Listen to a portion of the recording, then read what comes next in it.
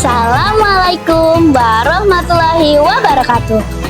Hai teman-teman, perkenalkan nama saya Reha.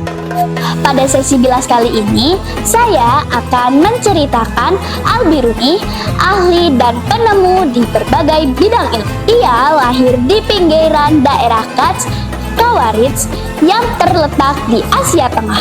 Ia memiliki nama lengkap Abu Ar-Rayhan Muhammad bin Ahmad Al-Biruni. Walaupun demikian, orang-orang lebih mengenalnya dengan sebutan Al-Biruni. Dalam bahasa Persia, Al-Biruni berasal dari kata birun, yang artinya adalah pinggiran kota. Sejak usia anak-anak, Al-Biruni telah menunjukkan kejeniusannya di bidang matematika, sejarah, astronomi, geografi, dan berbagai ilmu lainnya. Hal ini disadari oleh guru yang mengajarnya ketika itu, yaitu Abu Nas Mansur. Kelak, kejeniusan itu membuatnya dijuluki sebagai master oleh orang-orang barat. Kejeniusan Al-Biruni tidak membuatnya menjadi pribadi yang sombong. Ia tetap rendah hati dan giat menambah ilmu pengetahuannya di segala bidang. Sikap tawaduk ini terus diperlihatkannya bahkan setelah ia menjadi seorang ilmuwan besar yang diagung-agungkan. Ia tidak pernah membanggakan dirinya ataupun mengharap pujian dari orang lain.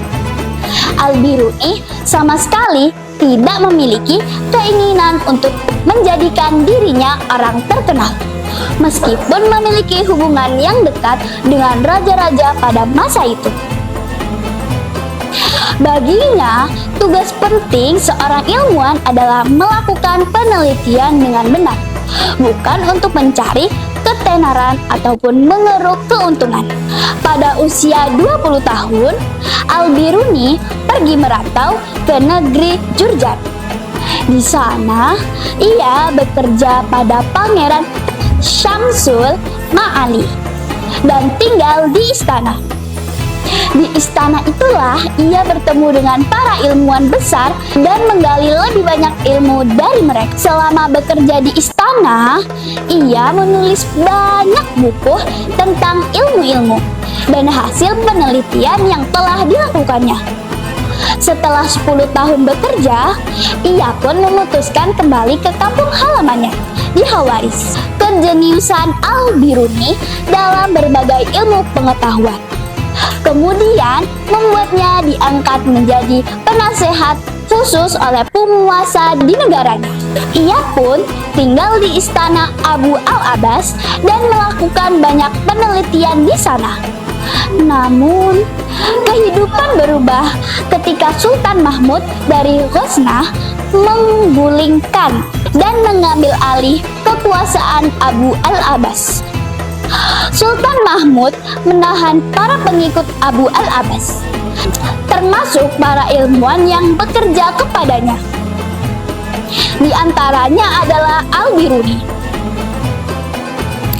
dan bermaksud menyingkirkan mereka semua. Walaupun demikian, rupanya Allah berkehendak untuk menyelamatkan Al-Biruni. Salah seorang pengikut Al-Ghaznawi mengenali Al-Biruni sebagai seorang ahli ilmu perbintangan.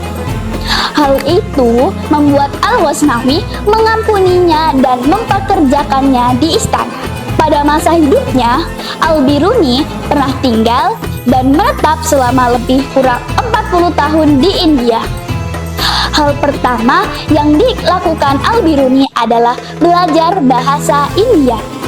Ia yakin bahwa mempelajari bahasa penduduk setempat akan memberikan kemudahan baginya untuk mempelajari banyak hal tentang mereka.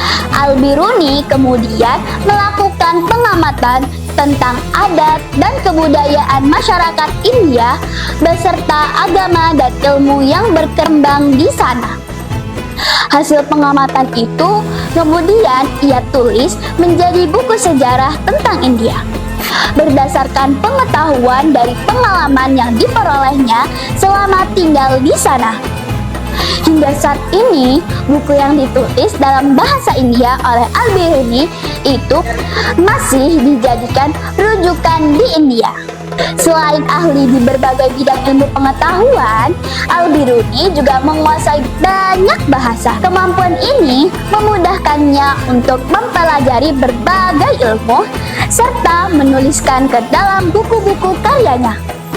Adapun bahasa yang dikuasai Al-Biruni di antaranya adalah bahasa Arab, Persia, India, Iberia, Sanskerta, dan Suryani. Namun, sebagai seorang muslim, ia lebih menyukai bahasa Arab. Oleh karena itu, ia lebih banyak menggunakan bahasa Arab untuk menulis buku-buku karyanya.